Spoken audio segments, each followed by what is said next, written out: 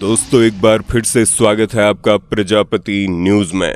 क्या महिला नागा साधु असल में भी होती है या ये सिर्फ कहानियों और किंवदंतियों का हिस्सा है?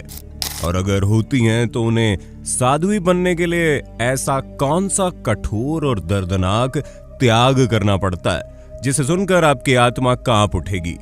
इस वीडियो में हम आपको ले चलेंगे महिला नागा साधुओं की उस रहस्यमयी दुनिया में जिसे जानने की हिम्मत अब तक बहुत कम लोगों ने की है। वो दुनिया जहां दीक्षा के नाम पर ऐसा किया जाता है जिसे सुनकर आपको यकीन नहीं होगा, जहां महिला नागा साधुओं के शरीर के उस हिस्से को ही निष्क्रिय कर दिया जाता है जो वासना जगाती है।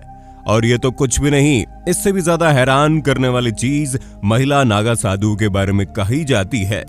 तो बने रहिए इस वीडियो में, क्योंकि इस वीडियो में मैं यानी आपका दोस्त विशाल प्रजापति जो सच आपको दिखाने वाला हूं वो आपके सोचने का नजरिया ही बदल देगा। आखिर कौन है ये महिला नागा साधु और क्यों इनकी कहानी पर पर्दा डाल दिया जाता है? जानने के लिए वीडियो को अंत तक जरूर देखिए। लेकिन हाँ, वीडियो शुरू करने से पहले एक छोटी सी रिक्वेस्ट है। वीडियो के नीचे रेड कलर का सब्सक्राइब बटन दिख रहा होगा, उस पर क्लिक करके सब्सक्राइब कर लें और साइड में बेल आइकॉन भी दिख रहा होगा, उस पर भी क्लिक कर लें ताकि आपको वीडियो मिले सबसे पहले। महिला नागा साधु, ये नाम सुनते ही मन में सवाल उठते हैं। क्या सच में महिलाएं भी नागा साधु बन सकती हैं? और अगर हाँ तो उनकी जिंदगी कैसी होती है? पुरुष नागा साधुओं के बारे में तो हम सबने सुना है, जहां बिना कपड़ों के लंबे बाल रखने वाले साधु बहुत विचित्र होते हैं। इनके पूरे शरीर में भस्म लिपटी होती है। असल में दोस्तों, नागा साधु कई मायनों में दूसरे साधुओं से अलग होते हैं।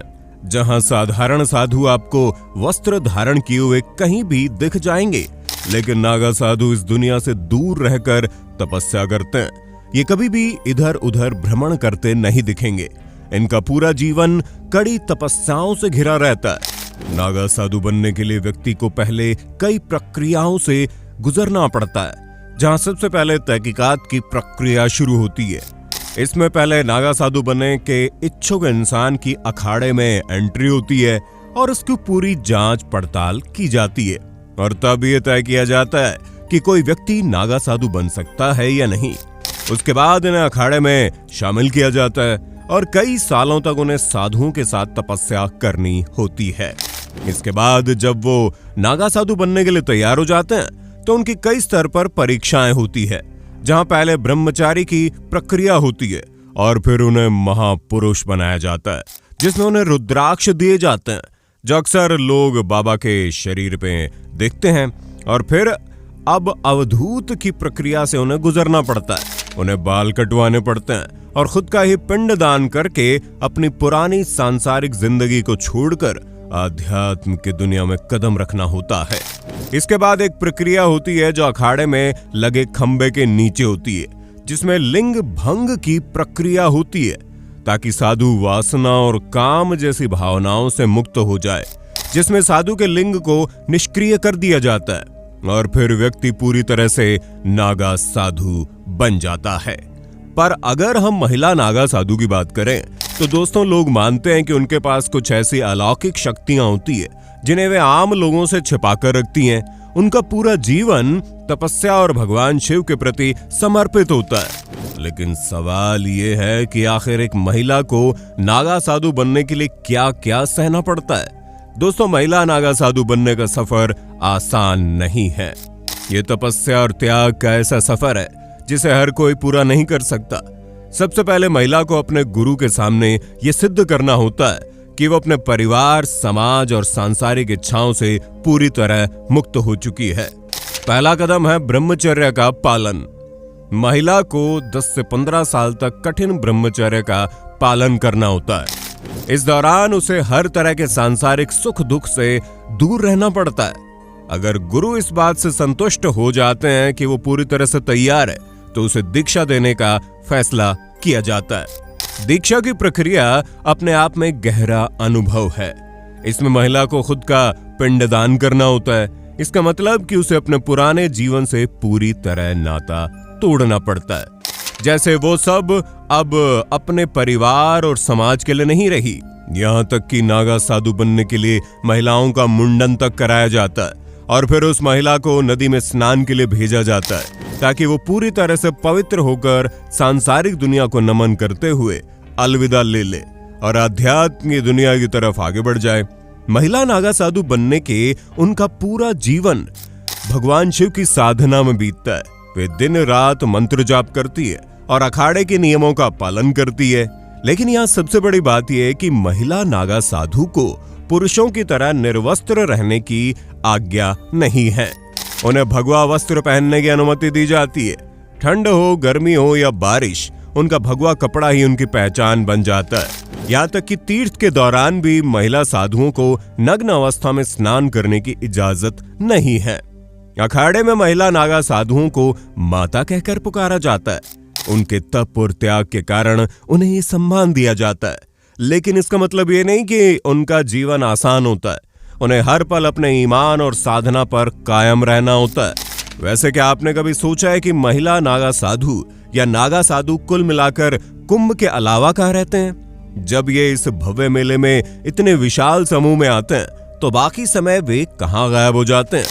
दोस्तों, दरअसल नागा साधु आमतौर पर जंगलों, पहाड़ों और गुफाओं में साधना करते हैं। उनका जीवन इस दुनिया से पूरी तरह अलग होता है। वे गहरी तपस्या में लीन रहते हैं और केवल जड़ी बूटियों और प्राकृतिक चीजों पर निर्भर रहते हैं। कुछ साधु समूह में रहते हैं जबकि कुछ अकेले ही रहते हैं। जब कुंभ का आयोजन होता है तो हर अखाड़े का एक विशेष सदस्य, जिसे कोतवाल कहा जाता है, नागा साधुओं को इस मेले की जानकारी देता है। ये प्रक्रिया इतनी गुप्त होती है कि किसी को पता ही नहीं चलता कि वे कहां से आए और कैसे पहुंचे।